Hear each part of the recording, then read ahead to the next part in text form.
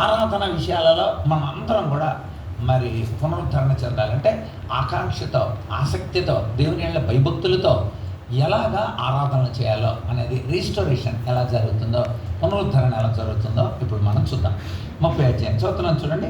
మరియు హిజ్కియా ఇశ్రాయేలు దేవుడని యెహోవా ఒక పస్కా పండుగ ఆచరించుటకే యెరూషలేములో ఉన్న యెహోవా మందిరానికి రావాల్సిందని ఇశ్రాయేలుకి అందరికీ, యోధా వారికి అందరికీ వర్తమానములను, ఎఫ్రామీయులను, మనష్య వారికి పత్రికలను పంపాను. చిన్న ప్రార్థన చేస్తాను. పరిశుద్ధుడైన తండ్రి, నీ నామమున వందనాలు.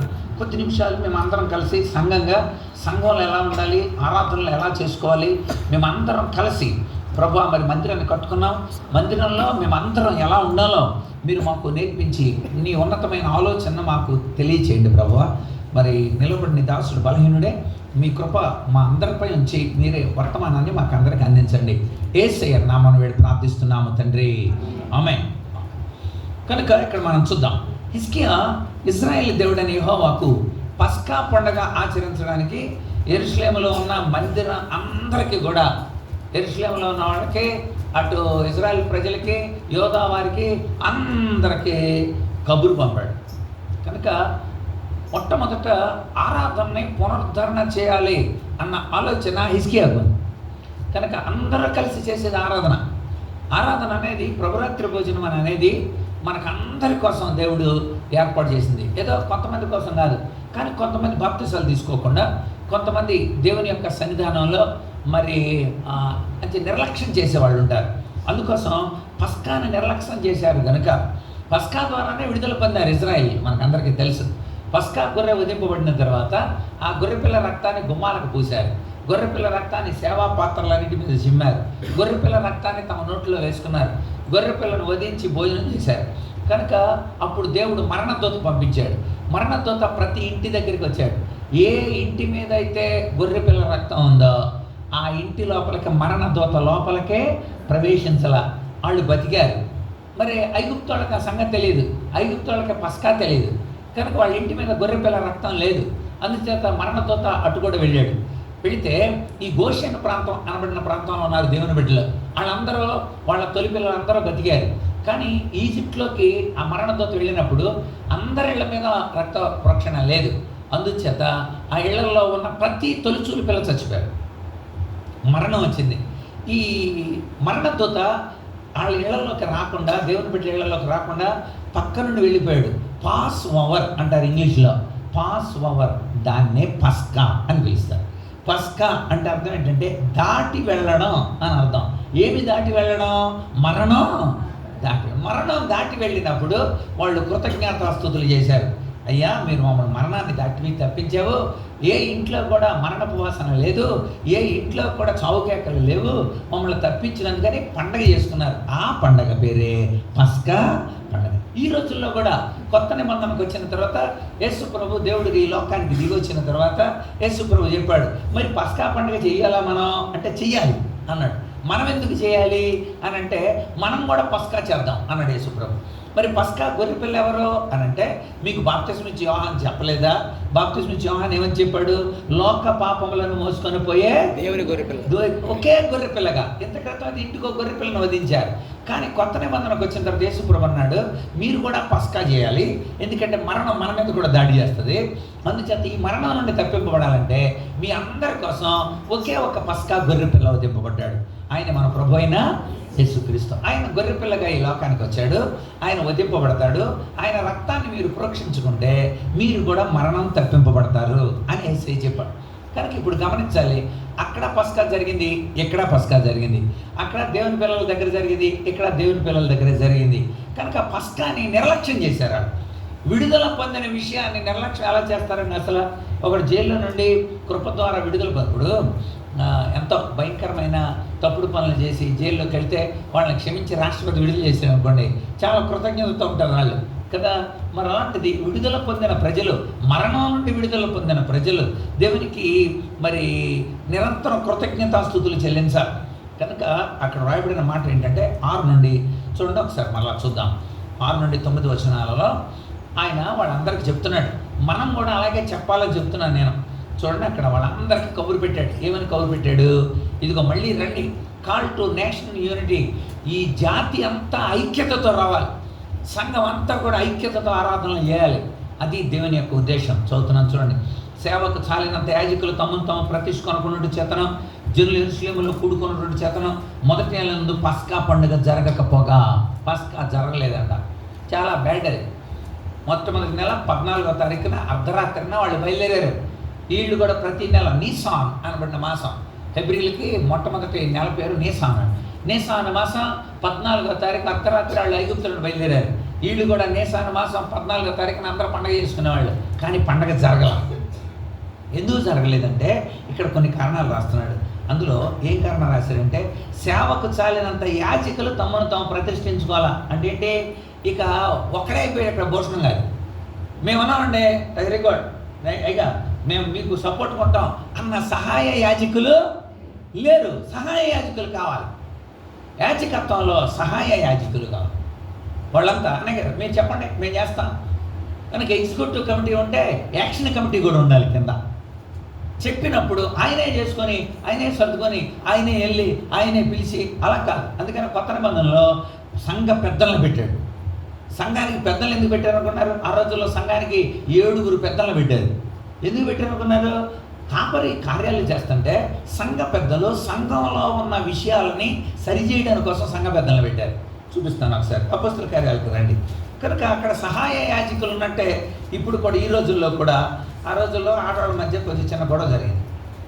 సహజంగా ఏదైనా స్టార్ట్ అయితే అలాగే స్టార్ట్ అవుతుంది. సో వెంటనే ఆడవాళ్ళు, యూదుల ఆడవాళ్ళు అన్యుల ఆడవాళ్ళ మీద కొంచెం అన్నారు. లోకల్ ఉన్నవాళ్ళు బయట నుండి వస్తున్న వాళ్ళని ఏదో మాట అన్నారు అన్యుల ఆడవాళ్ళు. చదువుతున్నాను చూడండి. శిష్యులు 6వ అధ్యాయం శిష్యుల సంఖ్య విస్తరిస్తున్నప్పుడు అనుదిన పరిచర్యలో తమలోని విధవరాండ్రు చిన్న చూపురని హెబ్రీల మీద గ్రీకు భాష మాట్లాడుతున్నాడు సణుక్కుంది. అప్పుడు 12 అపోస్తులు తమ యొద్దకు శిష్యుల సమూహాన్ని పిలిచి, మేము దేవుని వాక్యాన్ని బోధించడం మాని ఈ భోజనాలు పెట్టడం, ఈ కార్పెట్లు వేయడం, ఈ అన్ని తొడవటం, ఇవి చూసుకుంటారండి వీళ్ళు. అరే బోధించడానికి కోసం, సిద్ధపడటానికి కోసం, ప్రార్థన చేసి ప్రజల్ని బలపరచడానికి కోసం అపోస్తలు ఎలా అంటున్నారు, మేము బోధ చేయటం మానేసి వీళ్ళకి భోజనాలు పెట్టడం, ఎన్ని ఇస్త్రాకులు అయినాయిరా, ఎన్ని గ్లాసులు ఉన్నాయిరా, ఎన్ని తపేళాలు గమేళాలు వచ్చినాయిరా, ఎన్ని వచ్చినాయిరా అని చూసుకుంటాను కొన్నామా మేము. అరే మీరు ఉండాలయా, మీరు సహాయకులుగా ఉండాలి సంఘ పెద్దలు అని చెప్తూ అక్కడ బోధించడం అని ఆహారం పంచిపెట్టడం యుక్తం కాదు. సహోదరులారా, ఆత్మతోనూ జ్ఞానంతోనూ నిండుకొని మంచి పేరు పొందిన 7 మనుషులు మీలో ఏర్పాటు చేసుకోండి. ఆత్మతో నడిపింపబడాలి, జ్ఞానంతో ఉండాలా. అలాంటి వాళ్ళ సంఘ పెద్దలుగా పెట్టండి. 4వ వచనం. అయితే మేము ప్రార్థన ఎందునో వాక్య పరిచర్య ఎందునో ఎడతెగక ఉందుమని చెప్పిరి. ఈ మాట జనసమూహం అంతటికి ఇష్టమైనందున విశ్వాసంతోనూ పరిశుద్ధాత్మతోనూ నిండుకొనిన 7 వారు ఏర్పాటు చేసుకున్నారు. కనుక ఇక్కడ కూడా వాళ్ళు ఏం చెప్తున్నారంటే, ఏదండి మా ఇంటికి రాలేదండి, గృహదర్శనం చేయలేదండి, అందుకని మేము మానేసామండి. దేవుణ్ణి గుర్తు చేసుకొని మందిరంలోకి వస్తున్నావా? ఈయన గృహదర్శనం చేశారని చేయలేదని మానేస్తున్నావా? కనుక ఇక్కడ రాయబడిన మాట ఏంటంటే, ఆ రోజుల్లో సహాయ యాజకులు లేరు అని అనుకొని, తమను తాము ప్రతిష్ఠించుకున్న వాళ్ళు లేరు, సంఘంలో పనిచేయటానికి కోసం కాపరికి సహాయకరంగా ఉన్న వాళ్ళు లేరు అని అనుకొని మానేశారంట కొంతమంది. మళ్ళీ రండి, దినవృత్తాంతాల 2వ గ్రంథం 30వ అధ్యాయం. జనులు యెరూషలేములో కూడుకొనుట చేత, తర్వాత ఉంది ఇక్కడ, మొదటి నెల పస్కా పండగ జరగపోగా 3వ వచనం, రాజును అతని అధిపతులను యెరూషలేములో ఉన్న సమాజ పొరందును దాన్ని 2వ నెలలో ఆచరింపవాలని యోచన చేసిరి. సరేలే వచ్చేనలు చేసుకుందాం, కానీ పోస్ట్ పనులు ఎక్కువ ఉంటాయి. పోస్ట్ పనులు చేయకూడదు దేవుని కోటాలు ఇప్పుడు కూడా. ఎప్పటికప్పుడు జరిగించేయడం అంతే, ఖచ్చితంగా జరిగించాలి. కనుక ఇక్కడ అంటున్నాడు యోచన చేశారు. ఈ సంగతి రాజుకి అనుకూలమైన, రాజుగారు చాలా సంతోషించాడు. Very good. కావున బహుకాలం నుండి వారు రాయబడిన ప్రకారం ఇంత ఘనముగా ఆచరింపుకున్నట్టు చూచి, ఇజ్రాయెల్ దేవుడు యెహోవా యెరూషలేములో పస్కా పండుగ జరిగించడానికి రావాల్సిందని బేర్షా మొదలుకొని దాను వరకు ఇజ్రాయెల్ దేశం అంతటికి వాళ్ళు నిర్ధారణ చేశారు. ఇదిగో మీకు ఇప్పుడు వాట్సాప్ గ్రూప్లో పెట్టారుగా, ఇలా మీటింగ్ జరుగుతుంది తొందర రండి అని. అలాగే అందరికీ కూడా కబురు పెట్టారు. రైట్, మనం అంతా కూడుకుందాం, వీళ్ళని బట్టి కూడుకుందాం. చూసారా ఎంత మంచి ఆలోచన, హిజ్కియాకు వచ్చిన ఆలోచన అండి, బుర్ర హిజ్కియాది. కనుక ఒక మందిరం కట్టడమే కాదు, అసలు ఈ ఆలోచన 15 సంవత్సరాల క్రితం వచ్చింది మాకు. కానీ దాన్ని అప్పుడు అమలు జరగలా. ఉద్యోగం వల్ల పైసా లేదు, లాభం లేదు, ఏం లేదు, తీసి ప్రభు సేవ చేయి అని కూడా చెప్పాను నేను. అంటే గుర్తుకండి, ఇలా ఏదో జరుగుద్దండి, అది జరుగుద్దండి, ఇది జరుగుద్దండి అని అనుకుంటే ఇంకా కాలం గడిపారు. కానీ దేవుడు ఇక ఉండబట్టలేకపోయాడు అనమాట. ఎట్టి పరిస్థితి జాప్యం జరగకూడదు, పరిచర్య విస్తరించాలి అనేక ఆత్మలు ఉజ్జీంపబడాలి, సంఘం క్షమాభివృద్ధి పొందాలి, మందిరాన్ని నిర్మించాలి. దేవుని యొక్క ఆలోచన హిజ్కియాలోకి వచ్చి వెంటనే అందరికీ కబురు పెట్టాడు. అంతేకాదు అంచెగా అంటే ఈ చెప్పేవాళ్ళు ఉంటారు కదా, ఆ రోజులు తొమ్మిదిలేస్తారు కదా, పలానా చెక్కపల్లి దేవానందం దగ్గర నుండి లోపలికి వస్తే ఈ పేరేంటండి ఇక్కడ గుడిపాడు. ఆ గుడిపాడు యొక్క శివానందన్న మందిరమునందు పల్సన్ గారు వచ్చి ఉన్నారు కనుక అని చెప్తారు చూసారా, అలాగే అంచేమంటారు. అందరిని పంపించారంట. రాజునంతా అతని అధిపతులంతా తాకీదులు తీసుకొని యోధా ఇశ్రాయేలు దేశం అంతటా సంచరించి రాజాజ్ఞను ప్రచురం చేసిరి. ఇశ్రాయేలు వారలారా, అబ్రహాం ఇస్సాకుల దేవుడిని యెహోవా వైపు తిరగండి. అది మీరు తిరిగిన యెడల మీలో అష్షూరు రాజుల చేతులను తప్పించుకొని శేషించిన వారి వైపు ఆయన తిరుగుతాడు. తమ పితరుల దేవుడిని యెహోవా యెడల ద్రోహంగా ప్రవర్తించిన మీ పితరుల వలె మీ సహోదరుల వలె మీరు ప్రవర్తించకండి. కనుక మీరు ఆ మానేసిన వాళ్ళలాగా ఇంతక్రితం అలాగా కనుక దేవునికి అవిధేయత జరిగితే ఏం జరిగింది అనుకున్నారు? అష్షూరీలు వచ్చి జనాలు తీసుకుపోయారు. అష్షూరీలు ఈ ప్రాంతంలో ఉన్న అంటే ఇశ్రాయేలీల్ని తోడుకుపోయారు. ఇప్పుడు వాళ్ళు అక్కడే ఉన్నారు. చూసారా, చెరపట్టబడ్డారు మన ప్రజలు. ఎందుకు చెరపట్టబడ్డారు అనుకుంటున్నారు? ఎందుకంటే మనం దేవుని మందిరాన్ని నిర్లక్ష్యం చేసాం. దేవుని మందిరాన్ని నిర్లక్ష్యం చేసినప్పుడు అపవాది దాడి చేసి ఎత్తుకెళ్ళిపోతాడు.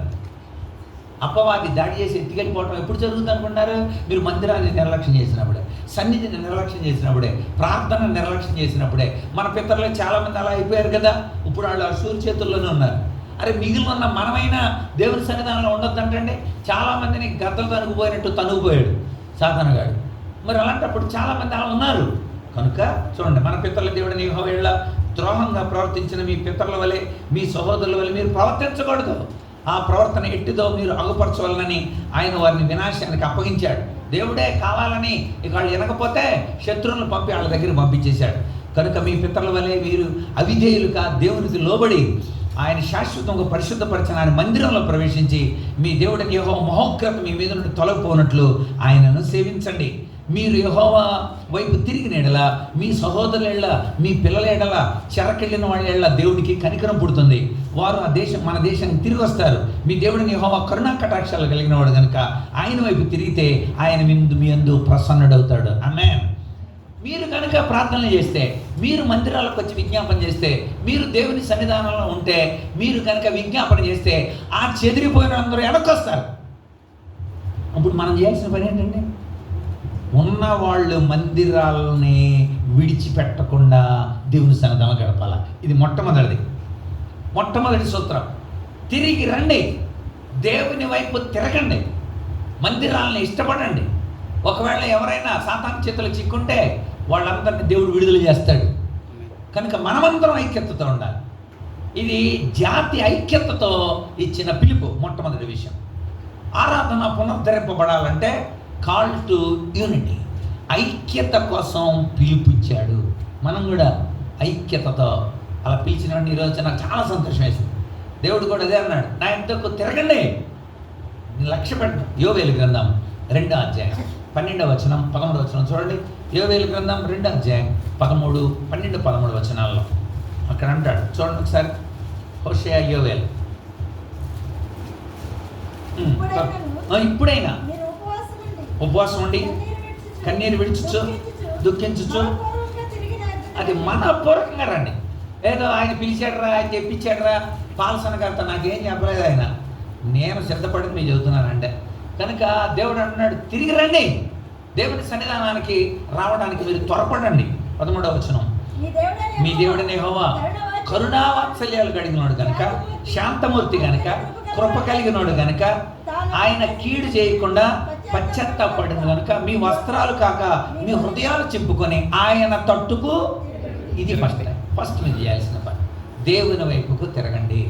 యెషయా కూడా అదే అంటాడు, మనం వ్యాఖ్యం తీర్చుకుందాం రండి, దేవుడి దగ్గర విషయం తెలుసుకుందారంటే. వాళ్ళంతలా వెళ్ళిపోతే ఎందుకు అలా దేవుడు ఊరుకుంటున్నాడు? అసలు ప్రభువా మీరు న్యాయం చేయి, వాళ్ళందరూ మళ్ళీ వెనక్కి తీసుకురా, వాళ్ళ మనసులో మందిరాన్ని గురించిన ఆసక్తి పుట్టించు. సాతాను గడి చేతిలోకి వెళ్ళిపోయారు వాళ్ళు బయటికి రావాలి ప్రభు అని కన్నీళ్లతో విజ్ఞాపన చేసే మనస్సు దేవుని పిల్లలు.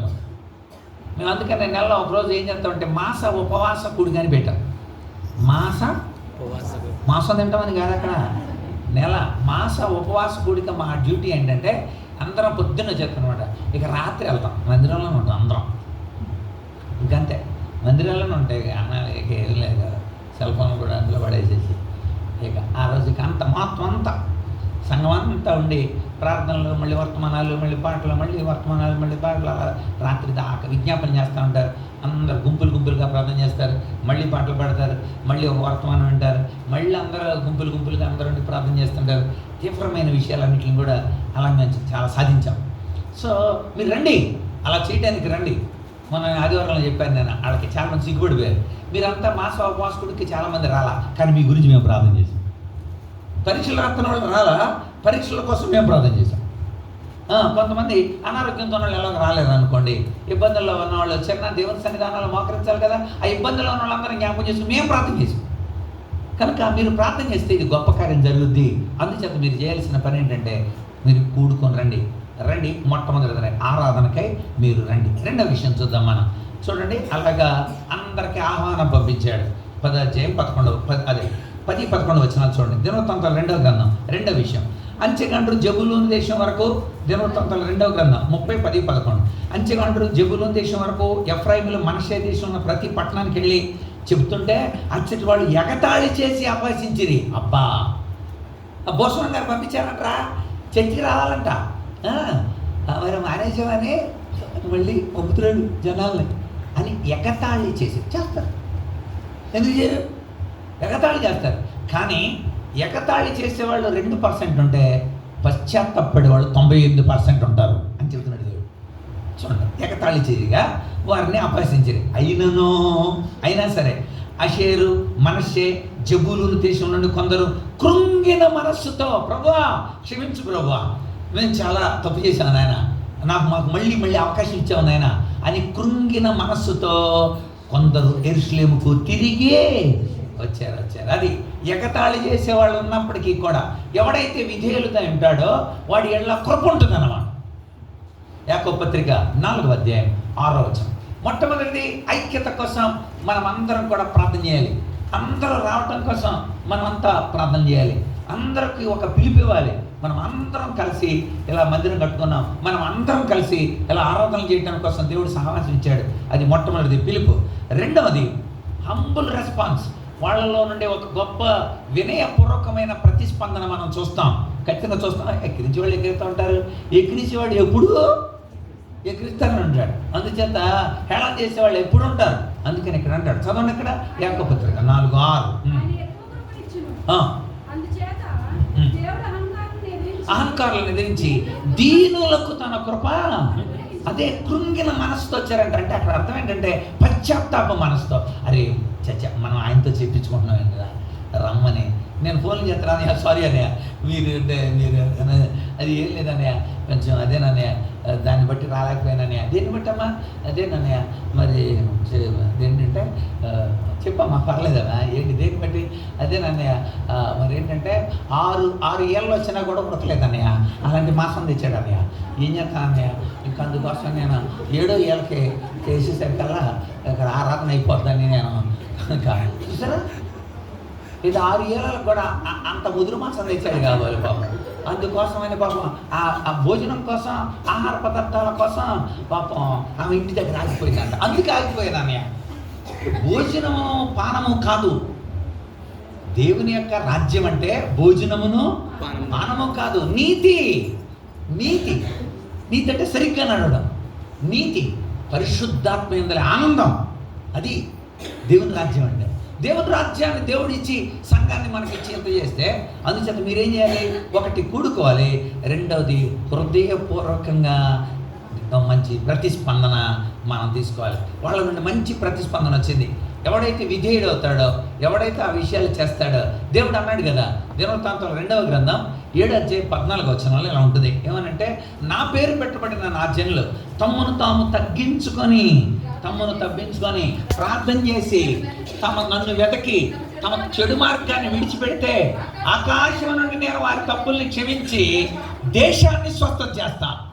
దేన్నంటే దేశం బాగుపడాలంటే మన మీద ఆధారం. దేవుని పిల్లలు సరికొంటే దేశం బాగుపడాలి. అదే చెప్పాడు. దేవుని పిల్లలు ప్రార్థనలు చేసి, దేవుని పిల్లలు పశ్చాత్తాపడి, దేవుని పిల్లలు అనేక మందిని పురుకొల్పి రిస్టోరేషన్, పునరుద్ధరణ జరగాలి. పస్కాకి దేవుని యొక్క సన్నిధికి పునరుద్ధరణ జరగాలి. అందరూ కూడా దేవుని సన్నిధి అనుభవించాలి. అందుకోసం మొట్టమొదటిది పిలిపించారు. రెండవది అంటే వినయం ఎప్పుడు కూడా ఆత్మీయ మేల్కొలుపుకు మూలం అవుతుంది. ఆత్మీయంగా మేల్కొల్పబడతాం వినయం కలిగి ఉంటే. అందుచేత ఇది రెండవది. మొట్టమొదటిది ఆరాధన పునరుద్ధరణ చేయడానికి, రెండవది పశ్చాత్తాపడడానికి మంచి పిలుపునిచ్చారు. వాళ్ళు వినయ మనస్సుతో వాళ్ళంతా వచ్చారు. నెక్స్ట్ ఏం జరిగింది చూద్దాం.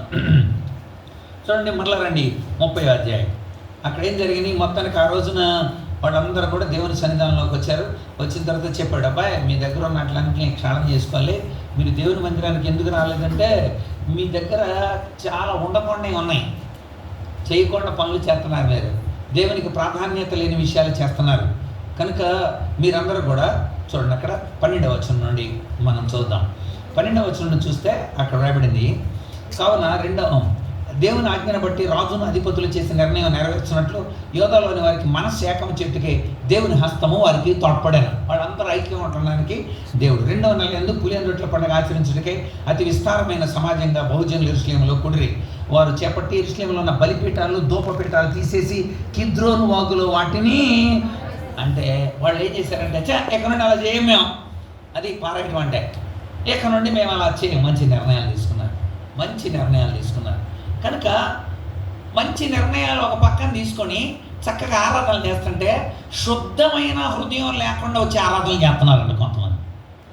గబగబ కొంతమంది ఆరాధనకి వెళ్ళాలి, అదేంటది ఆ సుక్క, ఆ ముక్క అంటే రొట్టె ముక్క, ద్రాక్షరపు ముక్క ఆ రెండు తీసేసుకుని వచ్చేస్తున్నాను అని గబగబా వచ్చేసి ఆ రెండు తీసేసుకుని వెళ్ళిపోతున్నారు చాలామంది.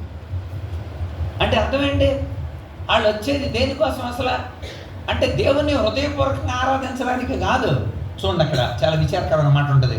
18వ వచనం, ఎఫ్రాయిము, మనష్షే, ఇశ్శాఖారు, జెబూలూను దేశంలో వచ్చిన జనులు చాలామంది తమను తాము ప్రతిష్ఠించుకొనకుండానే విధి విరుద్ధంగా పస్కాను పూజిస్తున్నారంట. విధి విరుద్ధంగా హృదయపూర్వకంగా ఆరాధన చేయాలమ్మా.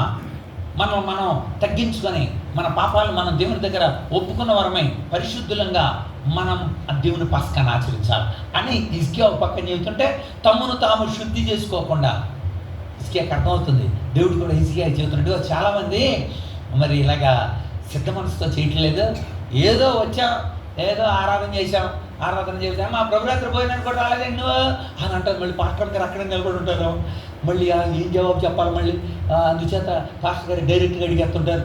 అందుచేత అని ఏదో రావాలి కనుక వచ్చాం, చెయ్యాలి కనుక చేసాం, వినాలి కనుక ఉండాలి కనుక ఉన్నాం, అది కాదు. తమ్మును తామే సమర్పించుకొని అందరూ చేస్తుంటే మరి కొంతమంది తమను ప్రతిష్ఠించకుండా చేసుకున్నారంట. హిజ్కియాకి తెలిసి ఏం చేశారు తెలుసా? ప్రభువా వారిని క్షమించు ప్రభువా. అమ్మా బాబా, ఎంత అద్భుతమైన అలా ప్రార్థించేవారు కూడా కావాలి. ఏం జరిగిందో చూడండి.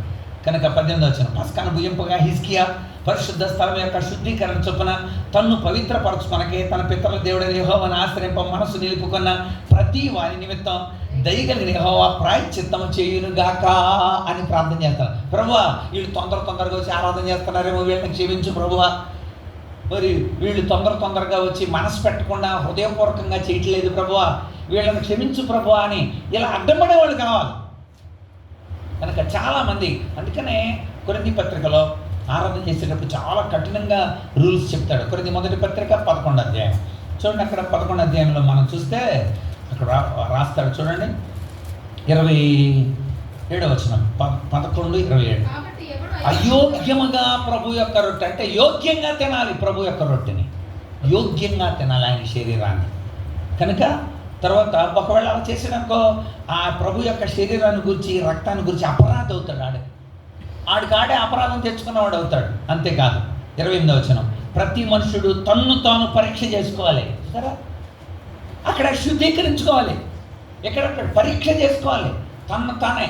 ఎవరో నేను అంటాం కాదు, నీకు నువ్వే నేను ప్రభు బలలో పాలు పొందడానికి నిర్మలమైన మనసుతో శుద్ధమైన హృదయంతో నేను ఉన్నానా, తన్ను తాను పరీక్ష చేసుకొని రావాలా, పరీక్ష చేసుకోవాలా.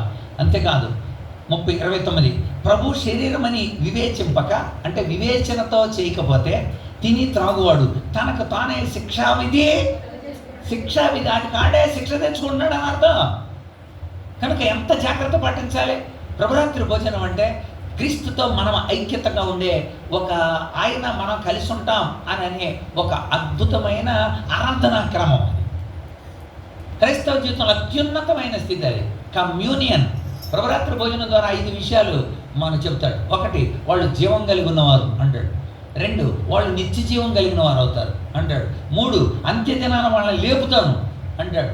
4, నిజమైన ఆహారం నిజమైన పానీయం వాళ్ళు సేవిస్తున్నారని అర్థం అంటాడు. 5వది, వారిలో నేను, నాలో వాళ్ళు ఉంటారు అంటాడు. ఈ 5 విషయాలు మనలో నెరవేరుతాయి. జీవం కలిగిన వారం అవుతాం, నిత్య జీవం కలిగిన వారం అవుతాం. అంత మాత్రమే కాకుండా అంత్యదినమన నేను వానిని లేపుతును. దేవుడు మనల్ని లేపుతాడంట. ఆయన వస్తే వాళ్ళు చనిపోతే లేపుతాడు, బతుకున్న మనం మార్పు చెందుతాం. ప్రభురాత్రి భోజనం వల్ల కలిగేది. 4వది, ఇది నిజమైన ఆహారం నిజమైన పానీయంగా నేను చేస్తా. 5వది, ఆయనలో మనం ఉంటాం, మనలో ఆయన ఉంటాడు. ఎంత గొప్ప 5 రకాలైన భాగ్యాలు ఆయన ఇస్తున్నప్పుడు నువ్వు ఎంత వివేచనతో ఆరాధనలు చేయాలి, ఎంత వివేచనతో మనము ప్రభురాత్రి భోజనాలని, సంస్కార ఆరాధనల్ని మనం చేయాలండి. చూడండి, ఇంకా చెప్తాడు. కొరింథీ మొదటి పత్రిక 11వ అధ్యాయం చూడండి, ఇంకా 31వ వచనం. అయితే మనలను మనమే విమర్శించుకొని ఎడల, అంటే ఎవరికంటే నన్ను నేను చూసుకొని, నన్ను నేను ఆలోచించుకొని, నన్ను నేను విమర్శ చేసుకుంటే ఈ తీర్పు పొందము. కనుక వారందరి గురించి ప్రార్థన చేస్తున్నాడు అనమాట. ప్రార్థన చేస్తున్నాడు. ప్రభువా, చాలామంది అలా సిద్ధపడతలేదు. హిజ్కియా ఎంత దేవుడు విని ఏం చేశాడంట చూడండి అక్కడ. యెహోవా హిజ్కియా చేసిన ప్రార్థన అంగీకరించి జనులను స్వస్థపరిచాను. లేకపోతే ఏమైపోతే వాళ్ళందరూ ఒకరితో వచ్చేది. ఇక్కడ కూడా అదే అన్నాడు. అందులో మీరు ప్రభురాత్రి భోజనాన్ని చాలామంది మరి తమ దేవునికి అనుకూలంగా చేయట్లేదు కనుక మీలో చాలామంది బలహీనలే ఉన్నారు, మీలో చాలామంది రోగులే ఉన్నారు, కొంతమంది పోతున్నారు అన్నాడు. అమ్మో, బలహీనలు ఉన్నారంట, రోగులు అయ్యారంట, కొంతమంది చనిపోతున్నారంట. అమ్మో ఎంత! కనుక ప్రభువా క్షమించు ప్రభువా, ఒకవేళ అలా ఉంటే క్షమించు ప్రభువా అని ప్రార్థన చేస్తే హిజ్కియా ప్రార్థన అంగీకరించి జనులను స్వస్థపరచను. ఎంత అద్భుతమేనండి. చూసారా, ప్రార్థించేవారు కావాలి. అయ్యా నా దాసుడు అస్వస్థతో ఉన్నాడయ్యా, రాలేడయ్యా అని ప్రభు దగ్గరకు వచ్చి ప్రార్థించిన ఒక అధికారిని మనం చూస్తాం. అయ్యా నా కూతురు దెయ్యం పట్టిందయ్యా, కొంచెం నా కూతురు దెయ్యం పట్టింది కనుక కొంచెం నువ్వు స్వస్థ చేయని కనాను స్త్రీ యేసయ్యను బతిమాలుకుంటుంటుంది కదా. బతులు అంటున్నాడు. అబీగైల్ వచ్చి, దావీదు గారు నా భర్త తాగుబోతాడండి, వాడు ఏదో పనికిమాలిన మాటలు మాట్లాడాడు, మీరే చంపేయడానికి వచ్చేస్తున్నారు, దయచేసి క్షమించని భర్త పక్షాన దావీదు కాళ్ళు పట్టుకుంటున్న అబీగైల్ కావాలి. మోషే కూడా, ప్రభు వాళ్ళందరినీ చంపేస్తావా, అలాగైతే నీ లేఖనంలో నీ యొక్క జీవగ్రంథం నుండి నా పేరు తీసేయి అని అడ్డం పడేవాళ్ళు కావాలి. కనుక అలాంటి వ్యక్తులుగా మనం మారాలి.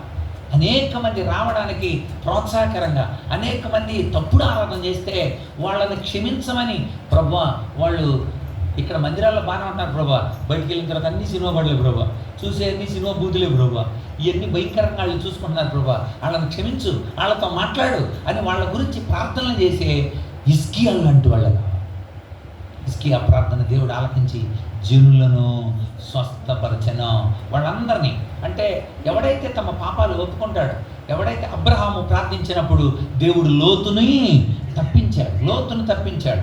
మధ్యవర్తిత్వ ప్రార్థన చేసేవాళ్ళు కావాలి.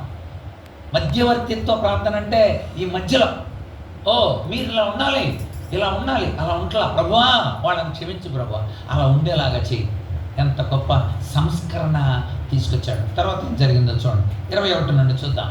21 యెరూషలేములో ఇశ్రాయేలు వారు బహు సంతోషభరితులై పునీరు పండుగను 7 దినములు ఆచరించి లేవీయులు యాజకులు యెహోవాను కనపరచుచు గొప్ప నాదము గల వాద్యాలతో ప్రతి దినము ఆయనను సేవించుచూ ఉండిరి.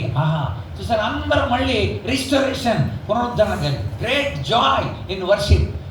ఆరాధనలో ఒక గొప్ప సంతోషం వాళ్ళంతా పొందారు.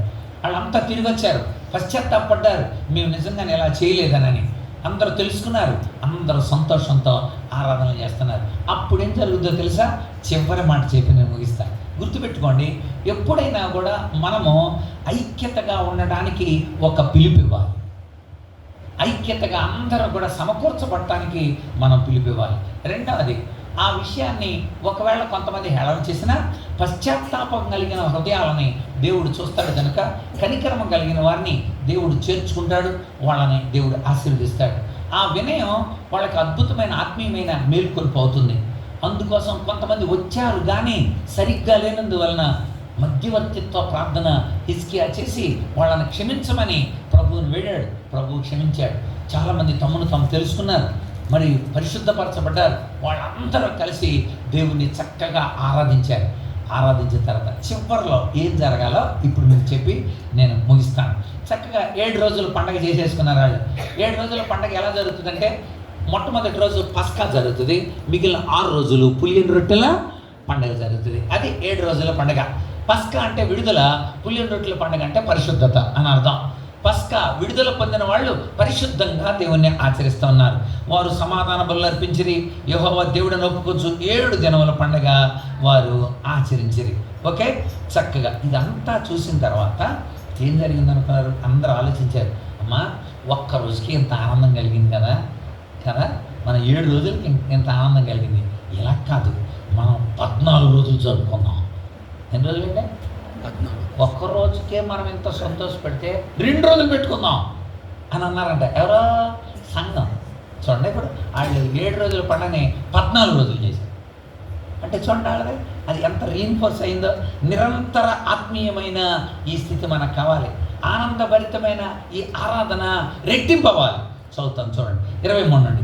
యోధారాజైన హిజ్కియా సమాజపు వారికి బలి అర్పణ నిమిత్తం 1000 కోడెలు 7,000 గొర్రెలు ఇచ్చుటయు, అధిపతులు 1000 కోడెలు 10,000 గొర్రెలు ఇచ్చుటయు, బహుమంది యాజకులు తమ్మును తాము ప్రతిష్ఠించుకొనుటయు. అంటే సంఘబద్ధ రెడీ అయ్యారు. ఇప్పుడు మనకు కూడా వెరీ గుడ్, మేము ఉంటాం అన్నయ్య, మేము పరిచర్య చేస్తామన్నయ్య, అన్నయ్య మేము కూడా అన్నయ్య మీరు చెప్పండి అన్నయ్య మేము అలా చేస్తాం అని చక్కగా సహాయ యాజకులు ప్రతిష్ఠితంగా చాలామంది రెడీ అయ్యారు. అప్పుడు యాజకులు, లేవీయులు, యోధా వారిలో నుండి ఇజ్రాయెల్ వారి నుండి వచ్చిన సమాజం అందరి వారు, ఇజ్రాయెల్ దేశంలో నుండి వచ్చిన యోధా దేశంలో అన్యులు సంతోషించిరి. 26వ వచనం. యెరూషలేము కాపురస్తులకు మిక్కిలి ఆనందం కలిగెను. ఇజ్రాయేల్ రాజును దావీదు కుమారుడైన సొలొమోను కాలానికి తర్వాత ఇలాగున జరిగి ఉండలేదు కదా, ఇలాంటి జరగలేదంట. 24వ వచనం. సమాజపు వారందరూ చూసినప్పుడు మరి 7 దినములు పండగ ఆచరింపవల్లని వారు యోచించుకుని. ఎన్ని రోజులండి? మరి 7 దినాలు. ఎందుకంటే ఇప్పుడు ఎన్ని రోజులు చేసేవాళ్ళు? అందరూ 7 రోజులు చేసేవాళ్ళు. ఇప్పుడు ఎప్పుడైతే సహాయాజకులు వచ్చారో, ఎప్పుడైతే తమను తాము ప్రతిష్ఠించుకున్నారో, ఎప్పుడైతే పశ్చాత్తాపడ్డారో, ఎప్పుడైతే ఈ 2 రకాలు ఉన్న వాళ్ళ కోసం హిజ్కియా ప్రార్థనలు చేశారో, ఎప్పుడైతే దేవుని ద్వారా వారంతా సమకూర్చబడ్డారో, హృదయాలు నెమ్మది పొందారో, వాళ్ళు మరి 7 దినాలు. అక్కడ రాబడింది సొలొమోను తర్వాత అంత పెద్ద పండగ ఎప్పుడు జరగలేదండి. అంటే ఆలోచించండి, మందిరాల్లో ఉజ్జీవం, మందిరాల్లో సహవాసోద్యమం, ఇది మందిరాల్లో పునరుజ్జీవనం, మందిరాల్లో పునర్ప్రతిష్ఠ, మందిరాల్లో దేవుని యొక్క శక్తి, దేవుని యొక్క మహిమ, దేవుని యొక్క ఆరాధన రెట్టింపైంది. గంట ఉండేవాళ్ళు 2 గంటలు ఉంటారు అనమాట. సరే 8కి వచ్చేవాళ్ళు 7:30కి రాలా? ఈసారి మనం 2 గంటలు ఎంత ఉందామంటే ఏం చేస్తారు? వేరే 6 గంటలకు వచ్చేస్తారేమో. ఒకరోజు కాదు, ఈసారి 2 రోజులు ఉండాలి మనం. దానికే ప్లాన్ చేస్తున్నామే అదంతా. సో మీరు ఆలోచించండి, రెట్టింపు ఆశీర్వాదాలు వారు పొందారు, రెట్టింపు ఉజ్జీవం కలిగింది. అది సంఘంలో ఉండాలి. ఎంత అద్భుతమైన పస్కాని తిరిగి వాళ్ళు పునరుద్ధరించడం, మందిరాల్లో సేవని వాళ్ళు పునరుద్ధరించడం. మనం కూడా సంఘాల్లో ఉన్నప్పుడు మంచి హిజ్కియా లాంటి మంచి దైవజనుడు ఉన్నాడు, ప్రార్థించే హిజ్కియా, పశ్చాత్తాపడుతున్న హిజ్కియా, వాళ్ళందరి పక్షంగా నిలబడిన హిజ్కియా, అందరినీ సమకూర్చాలనుకున్న హిజ్కియా, అందరికీ కబుర్లు పెట్టిన హిజ్కియా, అందరి కోసం తాను నిలబడ్డాడు. నిజమే, ఈరోజు అలాంటి పరిస్థితి ఉన్నప్పుడు మనం కూడా అర్థం చేసుకొని అక్కడ మనం తెలుసుకోవాల్సింది ఐక్యత కోసం ముందు మనసులో ఉండాలా, మానకుండా రావాలా, మానే వాళ్ళని మనం కూడా ప్రోత్సహించాలా, వాళ్ళని తిరిగి తీసుకురావాలా. ఏళన చేసే వాళ్ళు ఇప్పుడున్నప్పటికి కూడా పశ్చాత్తాప్తులై ప్రభు సన్నిధానంలో వాళ్ళు దేవుని ఆరాధించాలా. ఒకవేళ వచ్చి కూడా సరిగ్గా ఆరాధించకపోతే మనం వాళ్ళ గురించి ప్రార్థన చేయాలా. అందుకోసం మనం విజ్ఞాపన కొడుకులు ఎందుకు పెట్టుకుంటాము? మనం వాళ్ళకి ప్రార్థన చేసి వాళ్ళకి స్థిర మనస్సును పుట్టించను అయినా అనని మనం కూడా ప్రార్థన చేసి వాళ్ళని బలపరచాలా. అప్పుడేమవుతుంది? ఉద్యమం రెట్టింపు అవుతుంది.